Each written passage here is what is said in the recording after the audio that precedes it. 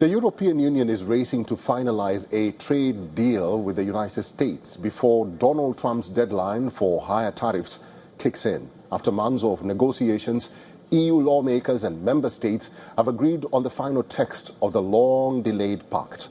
The move clears a major hurdle before the deal can be ratified. The US and the EU bloc first reached an agreement in July last year. Under the deal, the EU would remove duties on American industrial goods. In return, the United States would maintain a 15% tariff ceiling on most European exports. The final text will be sent to the European Parliament and EU member states for approval.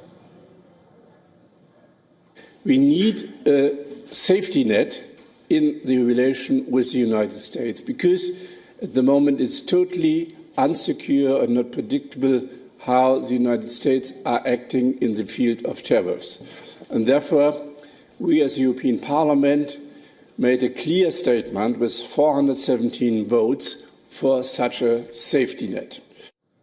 Trump, on his part, has warned that if the deal is not in place by July 4th, the United States could raise tariffs on European cars and trucks from 15 to 25%. The threat has increased pressure on Brussels to complete the ratification process quickly.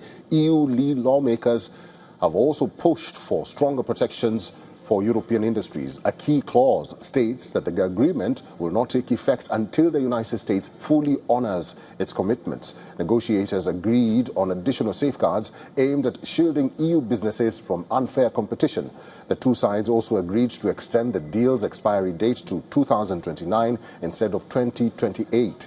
The original version of the agreement had set a shorter timeline. The deal is expected to help cool trade tensions between Washington and its European allies. In recent weeks, Trump repeatedly criticized the EU over trade issues and differences over the war in Iran. After speaking with Ursula von der Leyen, Trump set a July deadline for the EU to complete the process, and now the latest breakthrough in negotiations is expected to help the European Union meet Trump's July target.